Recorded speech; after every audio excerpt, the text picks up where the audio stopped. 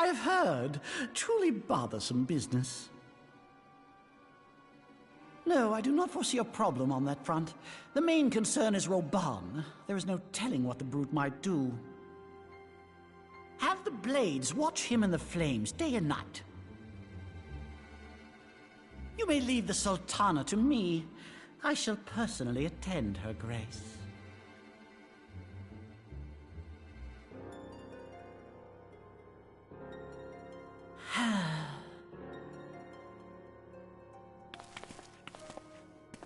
Sever one of the East Aldenard trade routes. That ought to keep Lolorito occupied for a while.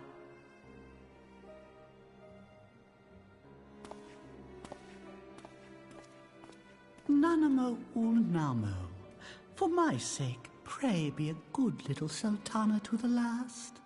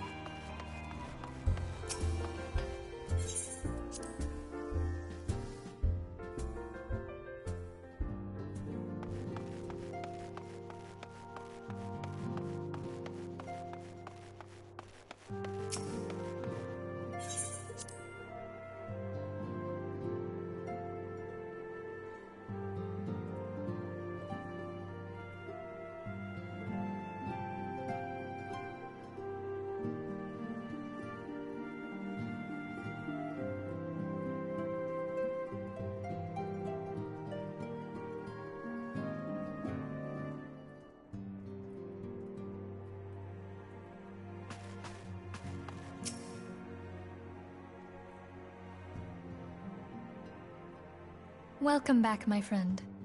I have already received word from Alfino. To think that Flame Marshal Huayu was the Garlean agent. I know not what to say.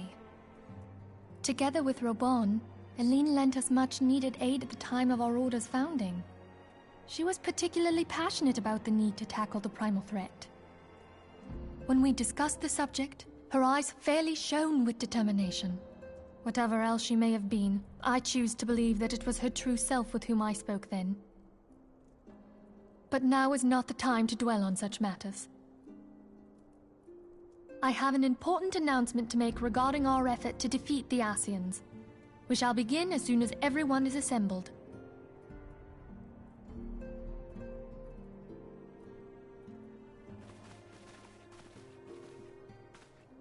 My thanks for coming, friends. Moonbreeder, the floor is yours. By now, I'm sure you're all familiar with white auracite, the miraculous material that'll allow us to capture Ascian souls. Back at Snowcloak, we verified its ability to absorb vast amounts of ether. Alas, it leaves something to be desired in the area of stability. The stone can only store ether for a short while before expelling its contents. In addition to auracite's inherent limitations, we must needs be wary of our enemy's strength. Our foe draweth upon an infinite wellspring of power. Even should we succeed in entrapping him, the stone will not long contain his wrath. Meaning that, if we want to kill the swine, we'll have to be quick about it. 'Tis our belief that an Ascian soul may be permanently undone, if smitten by a sufficiently concentrated burst of pure ether. The only trouble is, we can't say for sure how concentrated the burst needs to be. Without knowing how much ether an Ascian soul is composed of, we're basically guessing. Our sole clue lieth in thy struggle with La Habrea. During that encounter, Heidelin bid you forge what she called a Blade of Light, a weapon which took the form of a luminous stream of energy. Based on your description, we believe the blade with which you vanquished your foe was composed of ether. Admittedly, your victory proved ephemeral, as La Habrea was able to use a crystal of darkness to flee into the space that lies between our world and the void. The fact remains, however, that Heidelin placed the means to destroy the Ascians in your hands. Be that as it may, it would be unwise to assume that she will do the same when we next encounter such a foe. Quite so, my lady. We must needs find the means to forge our own blade of ether, one to equal that which Heidelin did benevolently bestow upon her champion. That is all well and good, but it seems to me that producing such a blade will require a prodigious quantity of ether. Whence will it come, pray tell? Oh, what if we had two pieces of white auracite? One to trap the Ascian, and the other to store the ether for the blade. Oh, nice try. But it's as I said, the stone won't hold ether for any length of time. We'd still need to collect the stuff there and then, sorry to say. And therein lies the rub. Finding a way to create the blade whenever and wherever we choose. 'Twould seem more research is in order. I'm going to linger a while, perform a few more tests on the auracite. And I could do with some help. Urianger, why don't you lend me a hand? Mine apologies, but I am required at the Waking Sands.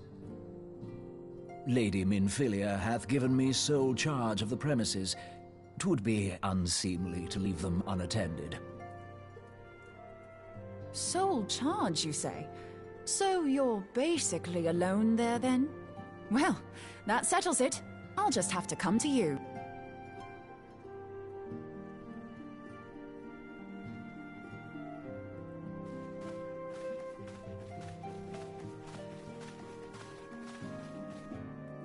While you were afield, word arrived from the Sharlayan motherland. You will recall that a survey party was dispatched to investigate the incident at the Isle of Vow.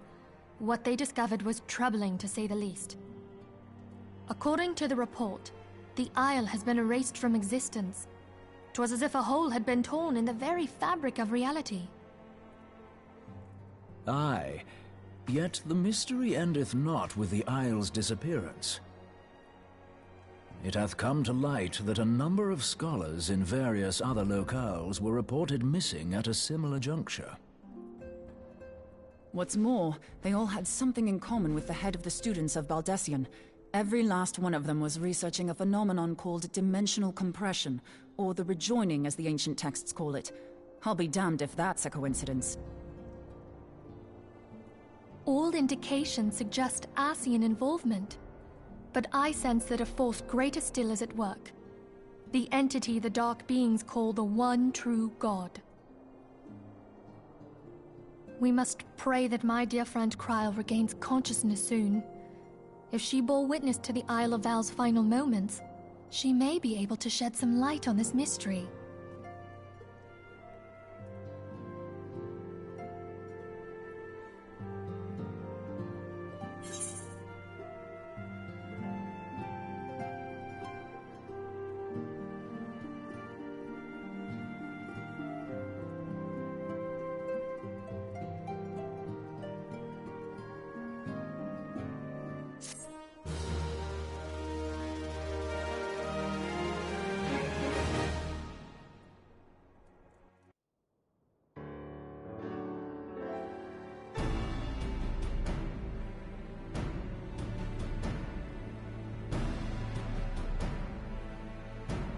Following the calamity, the forces of the 14th Imperial Legion entrenched themselves in strategic locations across Eorzea. So swiftly did they accomplish this, it was suspected that they had received help. To think that it came from Huayu, my right hand. There is more. We have reason to believe that Huayu didn't deal exclusively with the 14th. She also answered to a higher authority in Garlemald. But this higher authority could not have been the Emperor. By consenting to the media project, Solus Zos Galvus showed himself to be more concerned about preventing the spread of primal influence than claiming Eorzea for the Empire. He would happily have seen the lot reduced to ash. We believe a number of high-ranking figures within the royal household were against the decision, but that they knew better than to oppose the Emperor openly. Of course, this didn't prevent them from making clandestine provisions, in which Huayu played a part.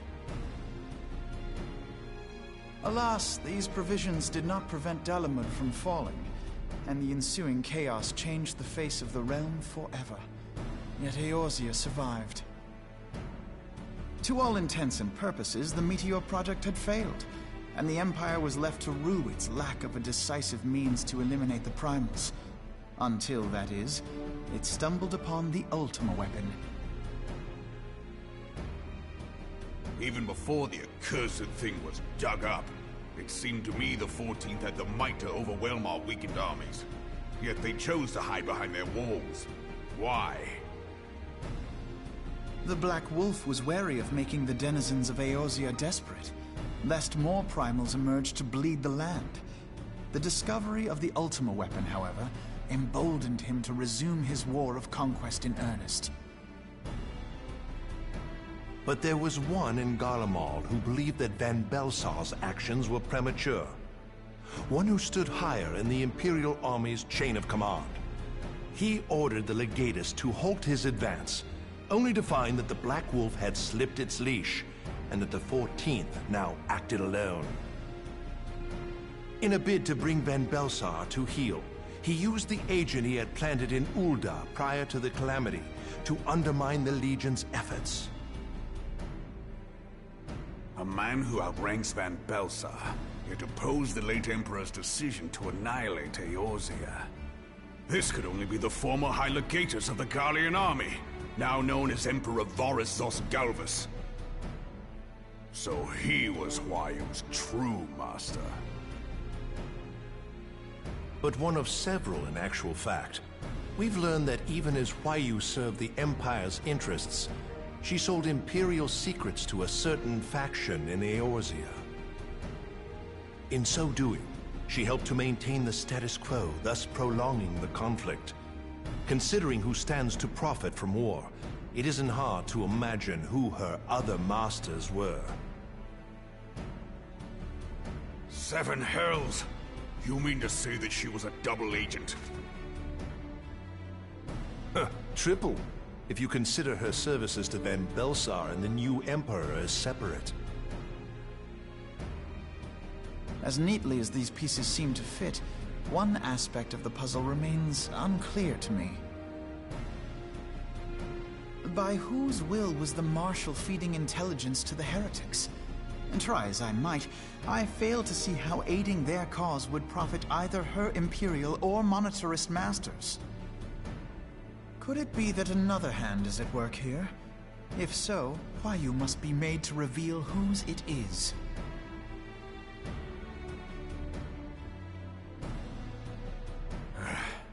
Not only have I lost a trusted friend, now I must interrogate her as a stranger. Not a pleasant task, I grant you, but a necessary one. Unless we weed out the ivy, root, stalk, and stem, it will simply grow back. I know that full well. Those closest to Huayu have already been detained, and I will question them alongside her. General, pray keep in mind that there may be unwitting abettors among them. All will be treated fairly. On that you have my word. Those who are innocent have no cause to fear. You have ever been a friend of truth, General. I hope the unpleasant task of weeding out falsehood will not detain you too long. Though it be for the sake of Eorzea, doubting one's comrades is poison to the soul. And with that, I take my leave.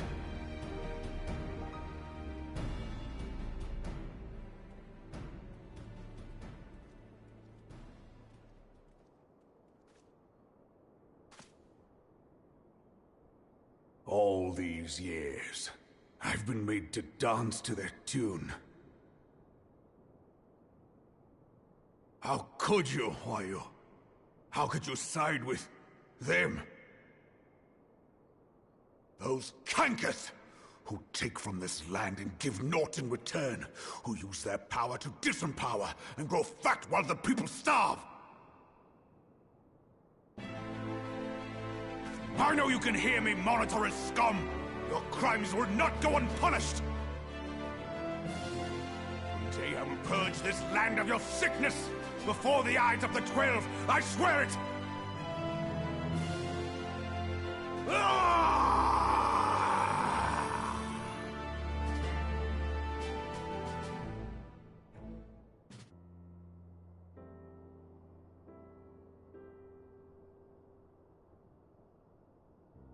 I shall have no further need of you this day. Your Grace.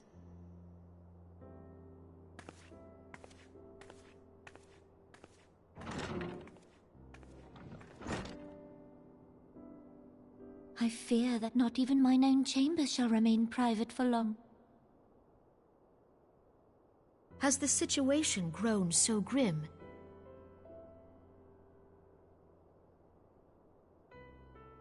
Ever since he proposed the Cartiner Reclamation Bill, Teleji Adeleji has risen to greater prominence upon the backs of impoverished refugees. The Monetarists were ever united in their pursuit of profit, but the man's actions have torn a rift in their ranks. They snap at each other as rabid dogs. Yet now is not the time to be bickering among ourselves. If this bickering is a threat to law and order, might you not have grounds to dissolve the Syndicate?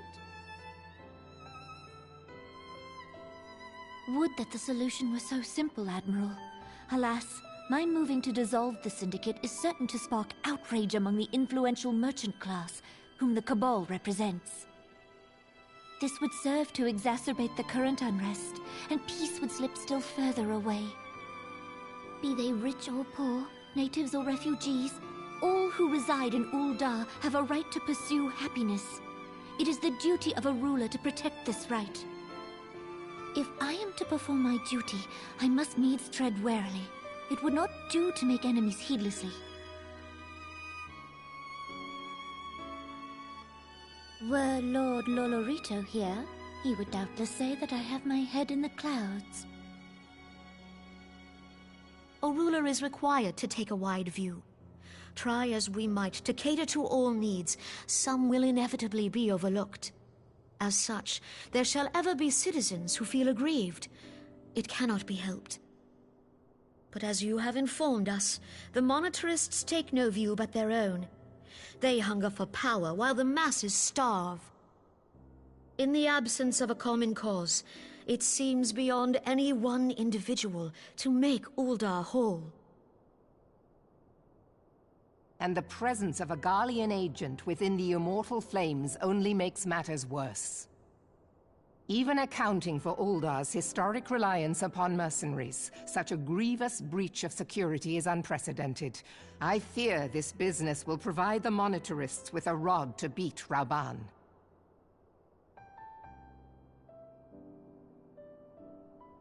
Eorzea can ill afford for the immortal flames to be dampened now. Ere long, the Garleans will turn their ravenous gaze toward our lands once more. If we are to resist their might, our nations must stand together. Yet for this to happen, our nations must be whole. Cannot be done to improve the situation in Uldar.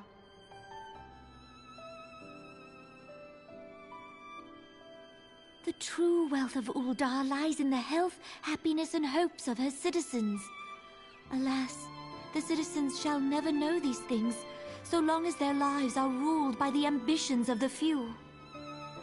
The monetarists claim to represent the best interests of the people, but in sooth they desire only to manipulate them for their own selfish ends. For the government to serve the people, it must be formed of the people. For Uldar to move forward, it is not only the Syndicate that must be dissolved. Nay, you jest.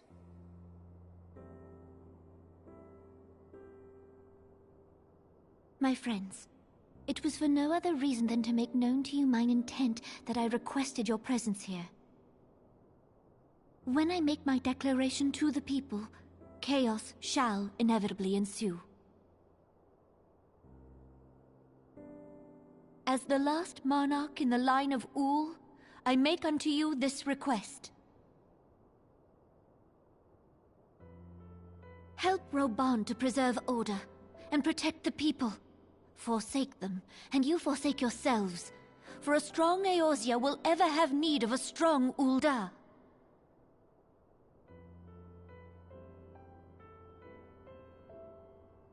Your Grace, are you certain of this? There is no other way. When the time is ripe, the nation shall become a true republic. Both royalists and monetarists shall cease to be. Uldar will no longer belong to kings or queens or merchant princes, but to her people.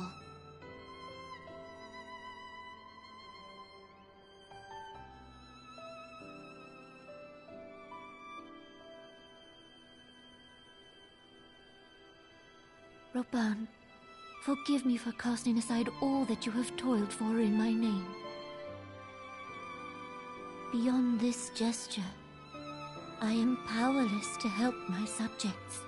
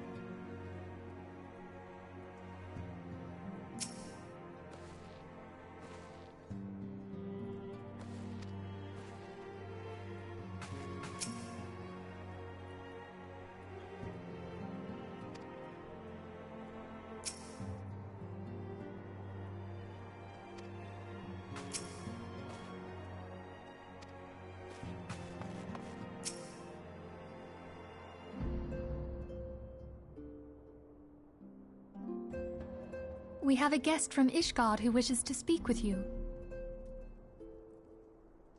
I believe the two of you have met. We have. I had hoped to speak with Commander Leveilleur as well, but I cannot afford to wait any longer. The Lord Commander sent me hither to request your aid in a matter of grave import. You see now why I had Tataru summon you.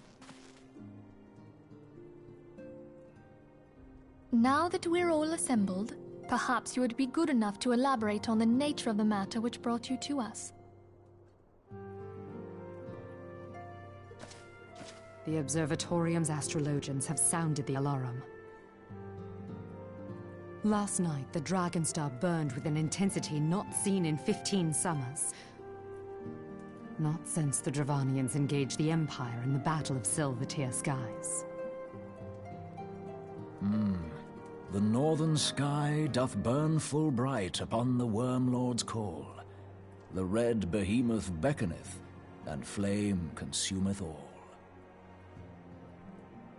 The old Curthan rhyme, aye. The brightening of the Dragonstar is said to accompany the roar of a great worm. The astrologians believe that it was Midgard Soma himself who cried out on this occasion. After an absence of centuries, the King of Kings did return to lead his kind against the might of Garlemald, only to fall in his duel with the Agrius, proud flagship of the Gallian fleet. Devoid of life, his corpse remaineth entwined about the Magitech monstrosity even unto this day. Ariange has the right of it. Whatever this alteration in the Dragonstar portends, the Great Worm has shown no sign of life. Tataru, have the Domans reported aught out of the ordinary?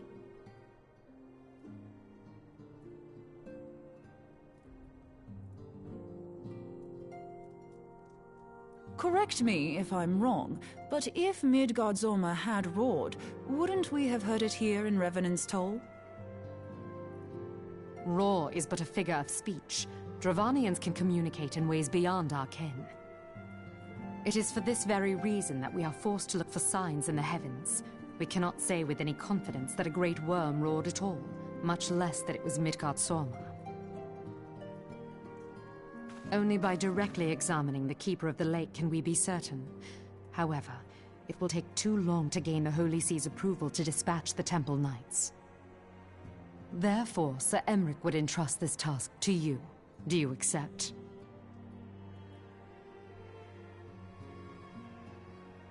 We knew you would not disappoint us. Now, if you would excuse me, I must return and assist the Lord Commander. We have precious little time to prepare.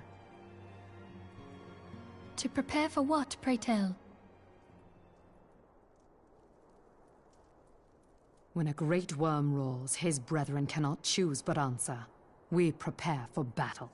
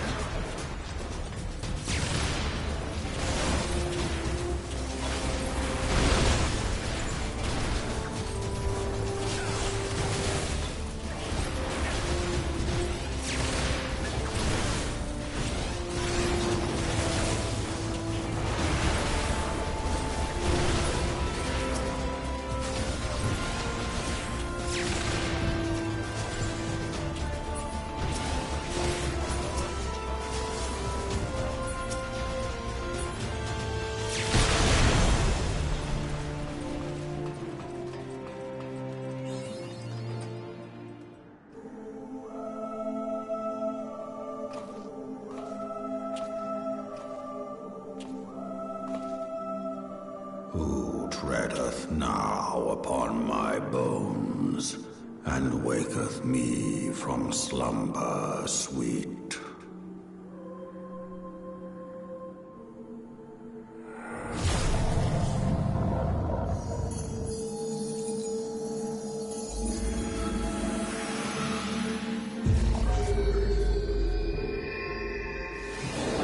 Thou hast forgotten the face of thy Lord.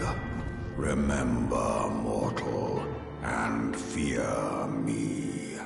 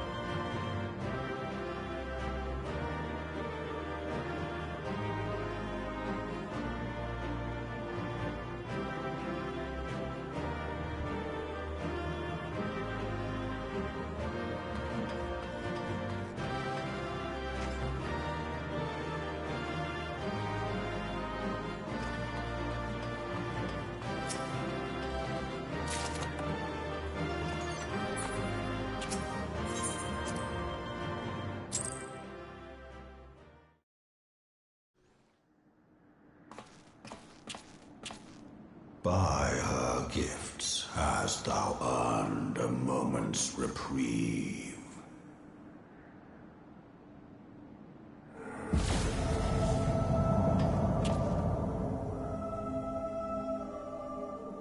Speak, mortal, and I shall listen.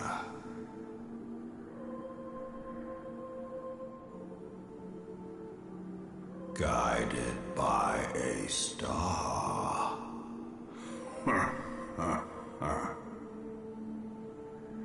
My people have heard the song.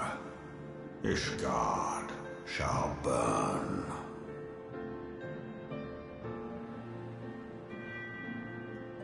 Sons must answer for their father's misdeeds. We do not forget.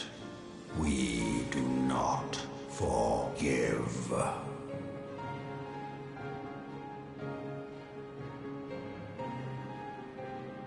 Seven children did I sire. One now singeth of retribution. I rise to join in the chorus. Thou art powerless to silence us, mortal. Yet thou shalt not live to labor in vain. Thy reprieve is at an end.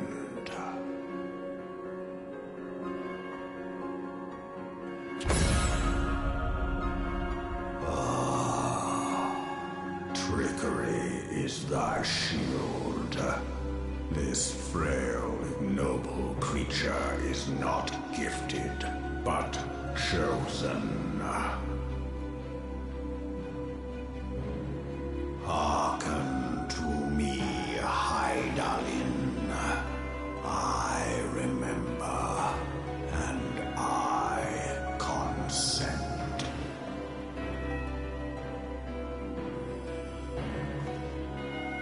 Fear not, mortal. I shall not harm thee.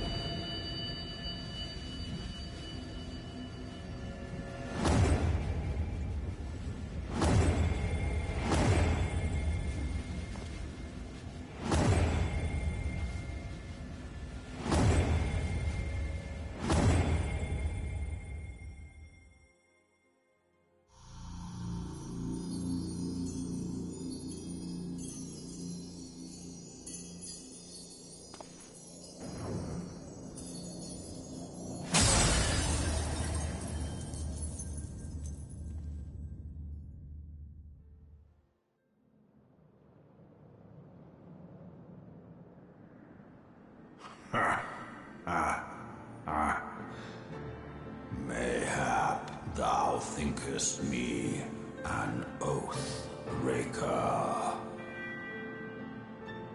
Thou art mistaken. If thou comest to harm, it shall be by another's hand, not mine.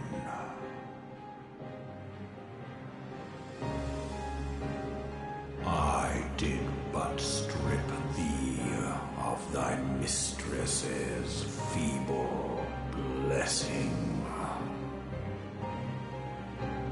Thou didst didst profit much by her grace, but no more.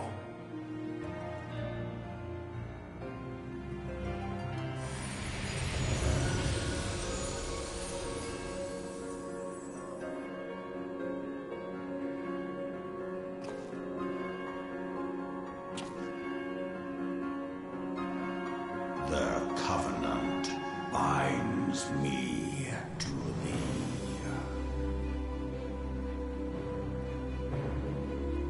I shall watch, listen, and wait.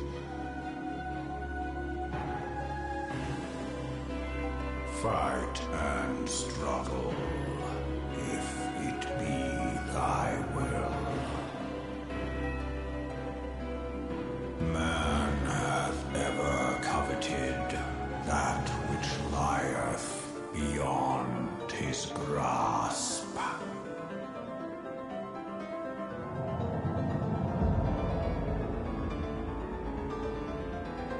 I drink of her body, and fenced of mine own find new life.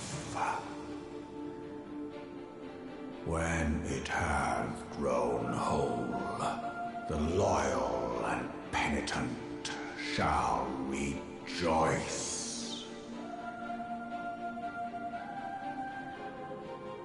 The dragon song heraldeth our beginning and an end.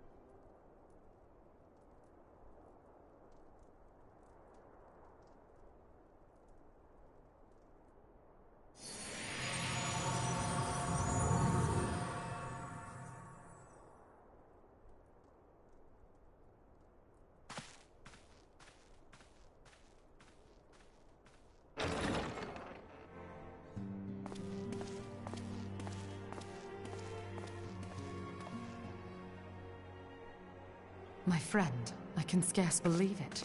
You confronted the Wormlord and lived to tell the tale.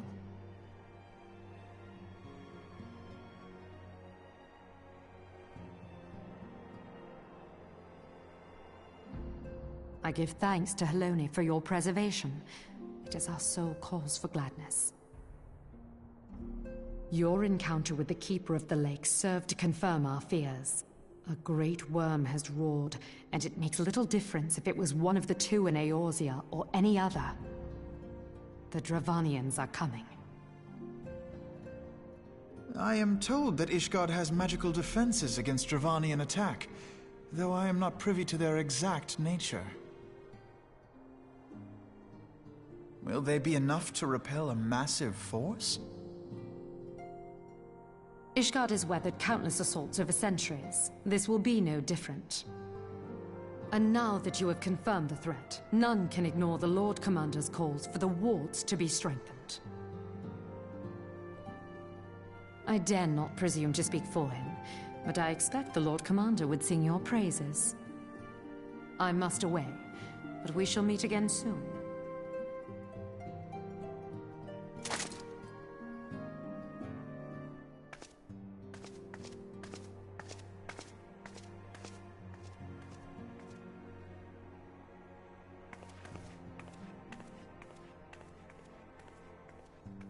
Countless assaults weathered, and this will be no different?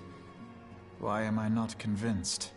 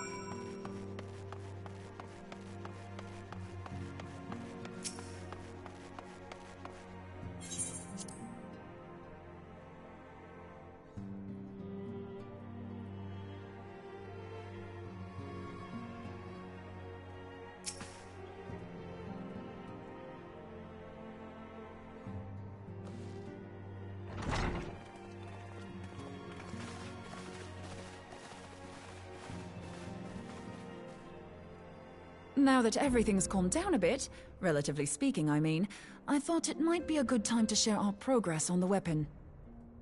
I believe we're on the verge of a breakthrough. Well, don't keep us all in suspense.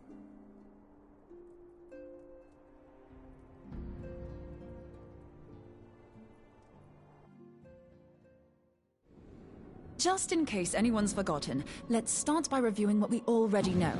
So, an Ascian is an immortal because its soul doesn't return to the ethereal realm when its host is defeated.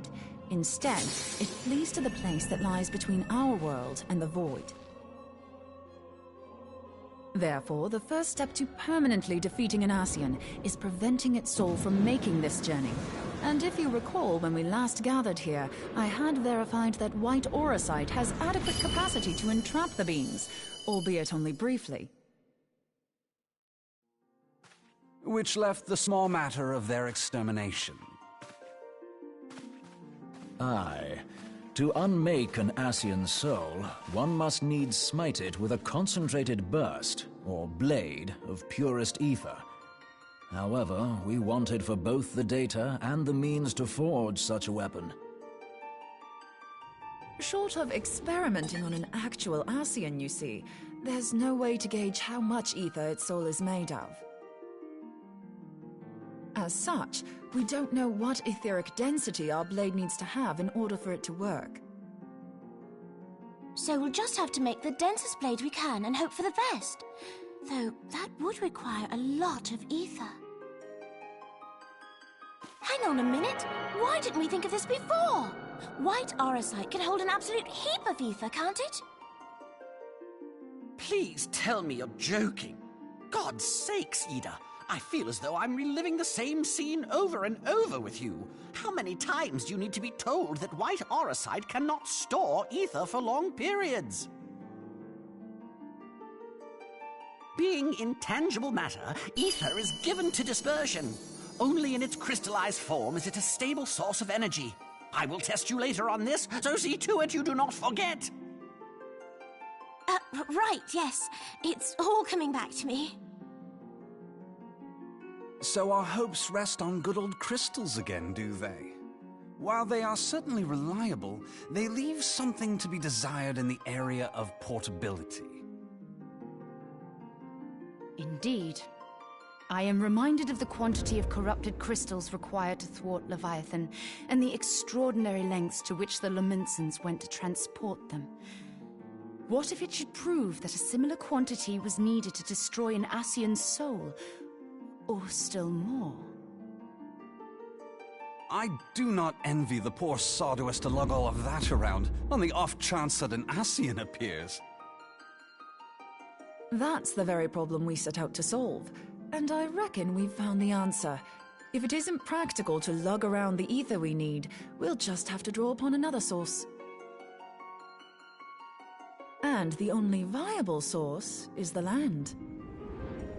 If you mean to tap the Great River of Ether, know that it will entail considerable risk. Meddling with the currents may well induce a surge like to the one which despoiled Mordona. Give me a bit more credit, will you? Why would we need to tap the river when there are veritable reservoirs jutting out all over the land? I speak of corrupted crystals. It might be that their aspect is out of balance, but a crystal's a crystal. It contains ether, and we can help ourselves to it. While corrupted crystals are indeed abundant, there is no guarantee that they will be in close proximity at a crucial moment. But what if we don't need them to be? What if we could tap their power from afar? A malm away, say? If we could do that, we'd have ready access to ether aplenty in almost every corner of Eorzea.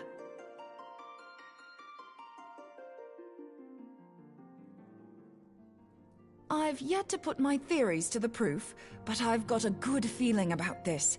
If no one has any objections, I'd like to see where this avenue leads.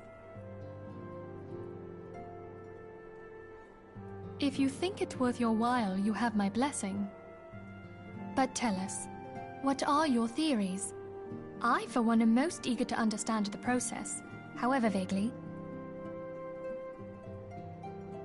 I thought you might say that, but no one wants to listen to boring old theories all day, do they? I know I don't. So with your permission, I'd like to try something a bit more hands-on. I've already built an etheric siphon especially for this purpose, and I've been meaning to try it out. Thing is, the profusion of corrupted crystals in Mordona makes it something of a high-risk testing ground. If anything goes awry with the siphon, it would be better if it didn't happen within spitting distance of quite so much ether. Ideally, I need an isolated specimen.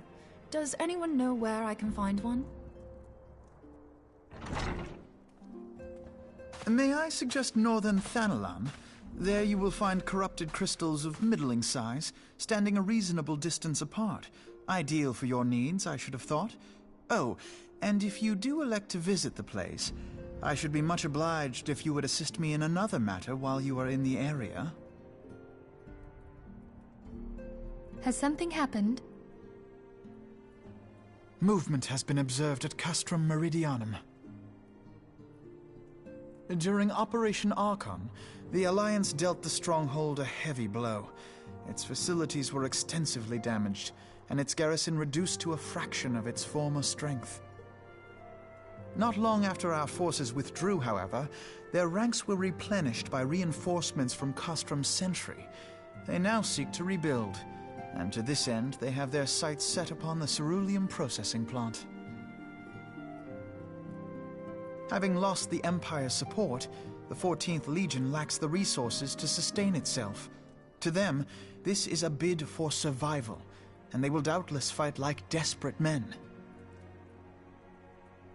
Though I have dispatched the Crystal Braves, I fear their strength alone may not suffice to stay the Imperial assault. I would request the Scion's aid in the defensive effort. If I didn't know better, I'd say you were trying to inveigle us into fighting your battle with the promise of shiny crystals. Well then, consider me inveigled. I won't lie, the crystals you speak of sound perfect, so the Garleans have to go. Besides, we can't afford to beat about the bush. There's no telling when the Arsians will next appear. Thine eagerness to hurl thyself into the jaws of danger cometh as little surprise. Exercise due caution, I prithee. Though you have become a Crystal Brave, you are yet a Scion, Alphino. We could hardly refuse you. Pray, join the Crystal Braves and lend them your support. Thangred and Papalymo shall accompany you.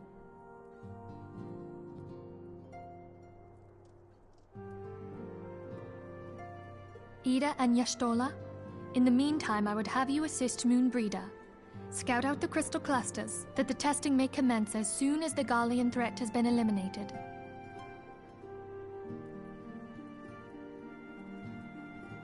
If it please you, I shall continue mine own experiments on white orosite. Thank you, Urianger. Everyone, pray see to your preparations and depart as soon as you are able. Go well, and be safe.